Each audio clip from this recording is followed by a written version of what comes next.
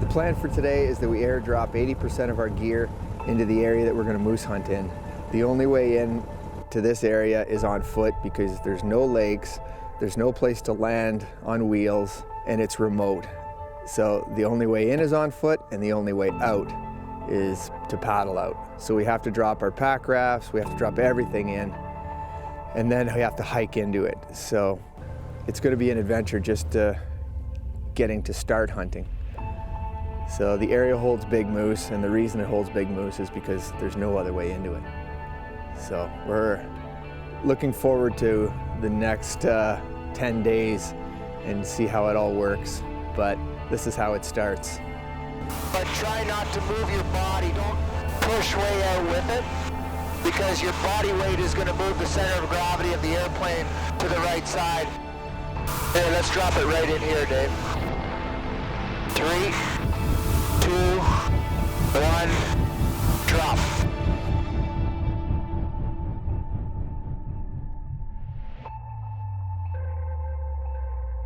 Perfect landing. I can see it. Nice.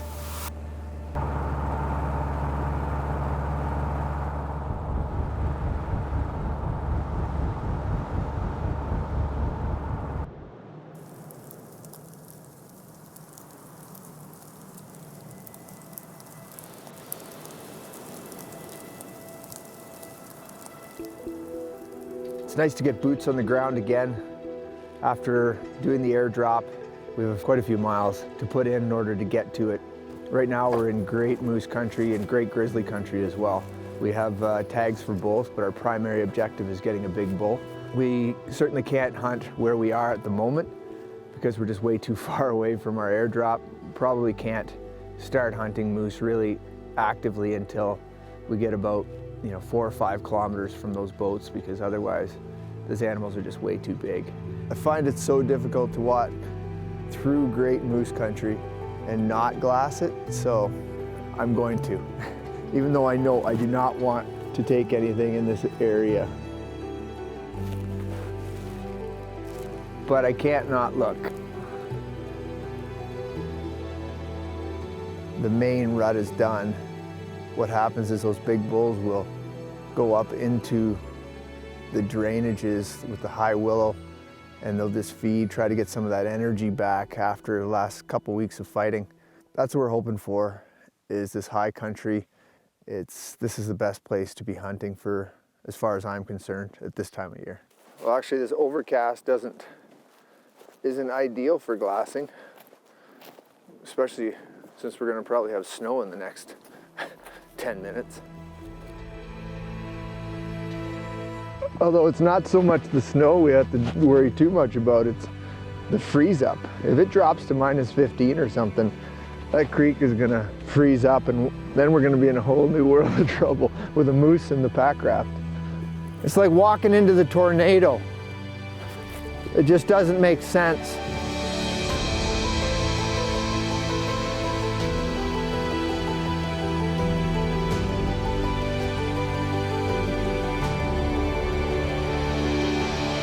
Boy, the weather up here is changing so fast, man.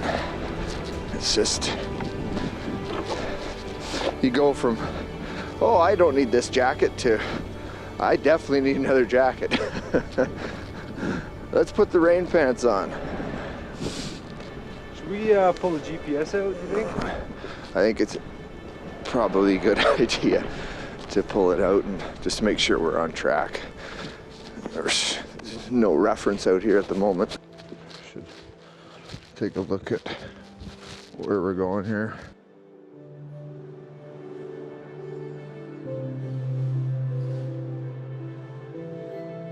But I can see the valley that we're heading into. It seems like it's just right there, but it's not just right there. We just dropped down out of the Alpine. We're gonna spend the night here by the creek. We're not gonna make the airdrop tonight, so we're gonna get up first thing in the morning and then start the scavenger hunt. We got a little bit of fresh snow, which is great as far as finding moose. I believe that with a good night tonight, sleep, get up in the morning and get after it.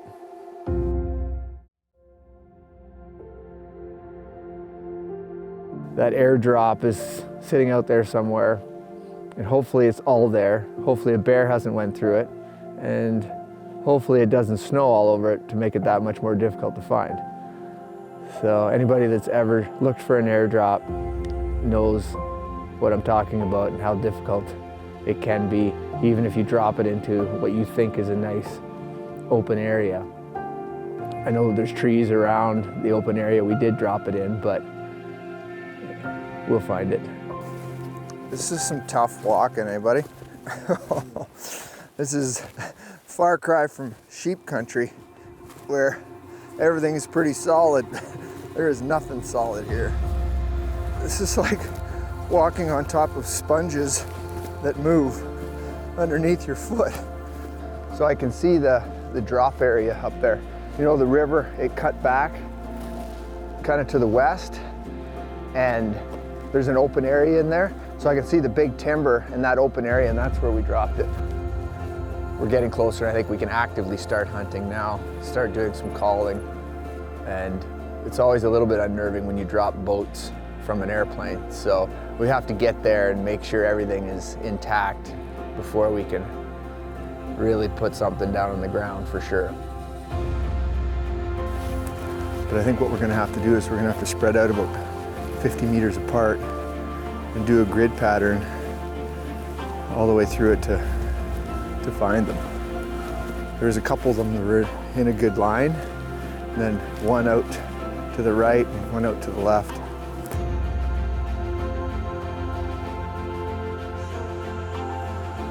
Buddy, there's one right there.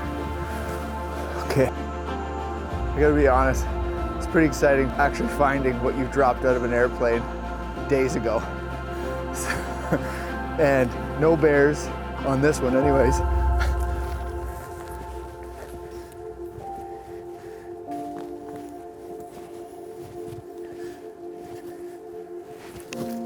Okay, buddy, let's go find those pack rafts, because without it, this journey would get a whole lot more interesting.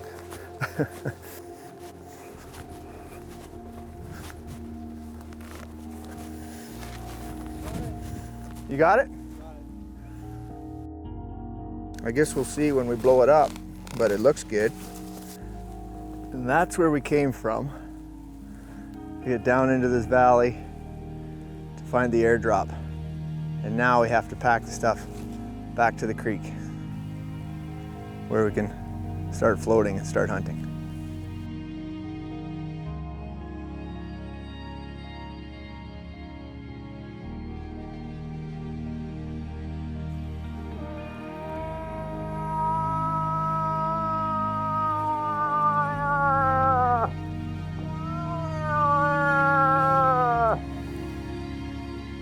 So where do you think we are? I think we're close, but close is all relative when you're walking through this stuff. Farther than we'd like, but not far.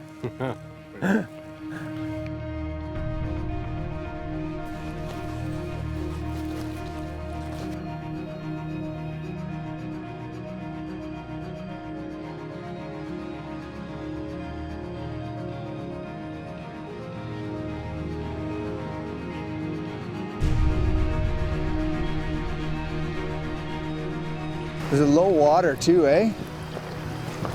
Like, I was expecting a little bit more than this, but I guess it's been a low water year up here.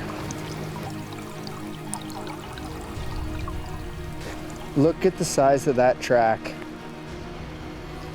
Have you ever seen an interior grizzly with a track that big?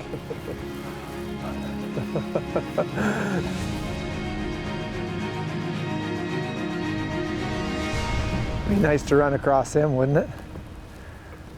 Holy.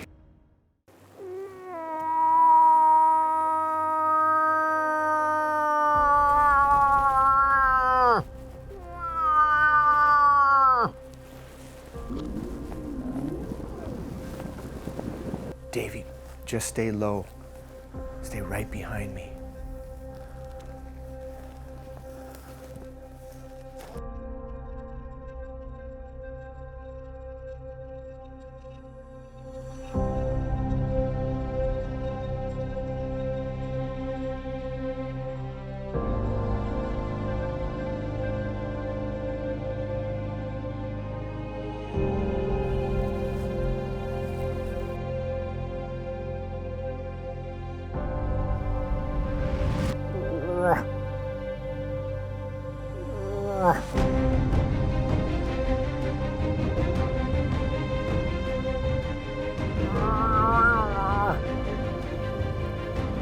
Okay, Dave, he's moving around behind us.